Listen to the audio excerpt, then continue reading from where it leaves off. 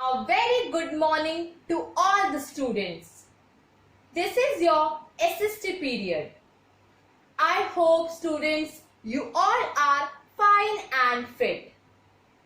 Now let's start our today's class with the sentence of the day. Today's sentence of the day is wisdom comes not from age but from education and learning.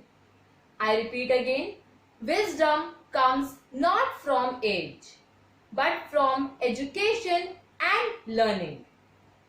Now students, let's start our today's class. So take out your Civics book, chapter number 1, Understanding Diversity. Students, today is 24th July 2020. And we are doing chapter number 1 of Civics, Understanding Diversity. So, before I start with the new topic, let's recapitulate the yesterday's topic. Yesterday, I have explained you about the diversity of Kerala. So, first of all, we will recapitulate the definition of diversity. So, diversity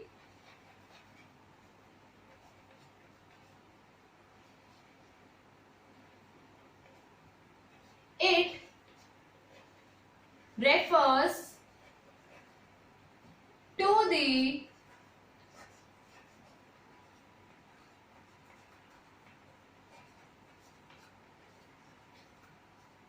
existence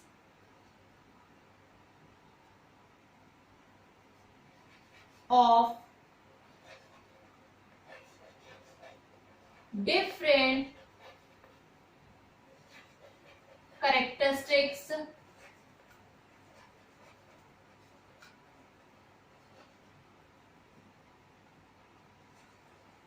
in a group of people, right? So this is the definition of diversity. It refers to the existence of different characteristics in a group of people. Then I have explained you about the Kerala, right? That Kerala is a state which lies in the northwest corner of India, right? It lies in northwest of India, right? And Kerala is surrounded by the sea on one side and hills on the other side. A number of spices like cardamom, cloves are grown on the hills. It is spices that makes this region an attractive place for traders.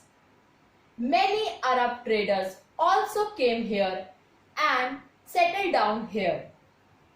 Ibn Battuta, who travelled Kerala a little less than 700 years ago, he wrote a travelogue in which he describes the lives of Muslims and said that they were a highly respected community, right?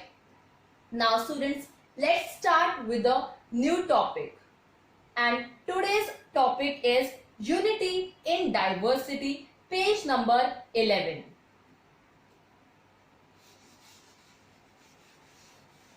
Page number 11.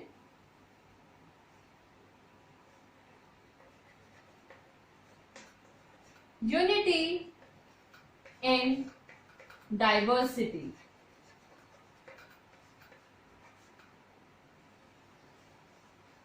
Right? So, India's unity and diversity has always been recognized as a source of its strength. Why? Because when Britishers ruled over India, then men and women from different cultural, regional and religious backgrounds came together to oppose them. Right? Different people come together from different religions and different backgrounds to fight against the Britishers. Right? They went to the jail together and they found different ways to oppose the Britishers. Right? So, there is one poem which is given on page number 11. Now, I will recite that poem, and this poem was composed and sung after the Jallianwala Bagh case in Amritsar. Right? Now, I will recite that poem. Don't forget the days of blood, O friend. In the mid of your happiness, remember to shed a tear for us. The hunter has torn away every single flower. Do plant a flower in the desert garden, dear friend. Having fallen to bullets, we slept in Jallianwala Bagh. Do light a lamp on this lonely grave, O friend. The blood of Hindus and Muslims flows together today. Do soak your robe in this river of blood, dear friend. Some rots in jail while others lie in their graves. Do shed a tear for them, O friend. So, this song was sung and composed after the Jallianwala Bagh case. During this case, many Hindus and Muslims, rich and poor people gathered together to fight against the Britishers. Right? Now, songs and symbols. Songs and symbols. During the freedom struggle, they serve as a constant reminder of India's rich tradition of respect in diversity. Right? So, do you know the story of Indian flag? It was served as a symbol of protest against the Britishers. And it was Pandit Jawaharlal Nehru who coined the phrase unity in diversity to describe the country.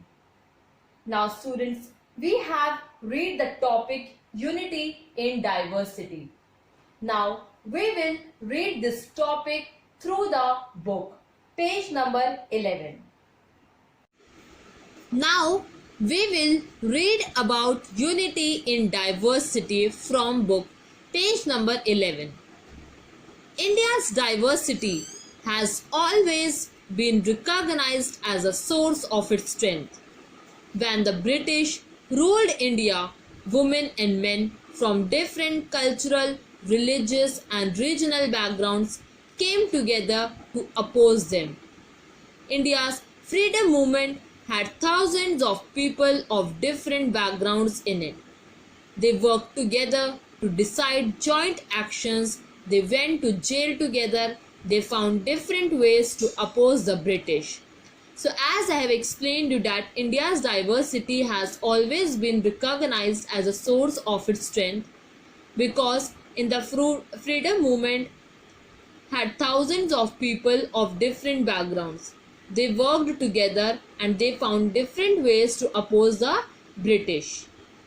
Interestingly, the British thought that they could divide Indians because they were so different, and then they continued to rule them. But the people showed how they could be different but yet be united in their battle against the British. So, Britishers thought that they could divide Indians because they are so different and they can continue to rule over them. But Indian people showed them that they are united in their battle against the British. Now this is the poem which was sung after the Jallianwala Bagh case in Amritsar. Right? Don't forget the days of blood, O friend. In the mid of your happiness, remember to shed a tear for us. The hunter has torn away every single flower. Do plant a flower in the desert garden, dear friend. Having fallen to bullets, we slept in Jallianwala Bagh. Do light a lamp on this lonely grave, O friend. The blood of Hindus and Muslims flows together today. Do soak your robe in this river of blood, dear friend. Some rots in jail while others lie in their graves. Do shed a few tears for them, O friend. So, this song was sung after the Jallianwala Bagh massacre in Amritsar, in which a British general opened fire on a large group of unarmed, peaceful people. And many people have wounded even more. Men and women, Hindus, Sikh, Muslim, rich and poor people had gathered to protest against the British. This song was composed and sung to honor the memory of those brave people. Now next page number 12. Now page number 12. Songs and symbols that emerged during the freedom struggle serve as a constant reminder of our country's rich tradition of respect for diversity. Do you know the story of Indian flag? It was used as a symbol of protest against the British by people everywhere. In his book, The Discovery of India, Jawaharlal Nehru says that India's unity is not something imposed from the outside, but rather it was something deeper and within its fold. The widest tolerance of belief and custom was practiced, and every variety acknowledged and even encouraged. It was Nehru who coined the phrase unity in diversity to describe the country. So, it was Pandit Jawaharlal Nehru who coined the phrase unity in diversity to describe the country. India's national anthem, composed by Rabindranath Tagore, is another expression of the unity of India. In what way does the national anthem describe this unity? Students, this question you will do yourself. You have to tell in this way, in what way does the national anthem describe this unity? Now students, we have read the topic unity in diversity. Now students, write down your homework.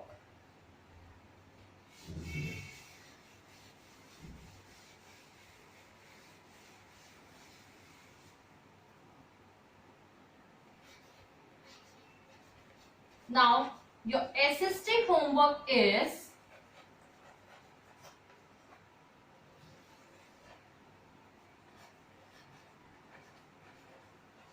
read chapter 1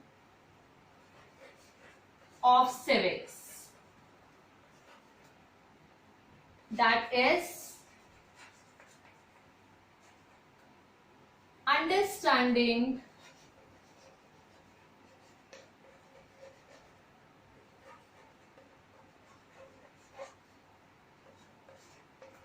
diversity.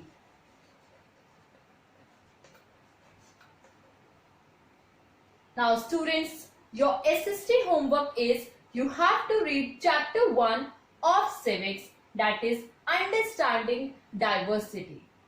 Now students, just remember one thing, whenever I will give you the homework, now you don't have to send your homework on the school app. Now we will give you the dates that when you have to submit your notebooks at school. Students, you have to attend your classes on a regular basis. You have to complete your homework on a regular basis, and you will positively complete your homework. Thank you students. Have a nice day.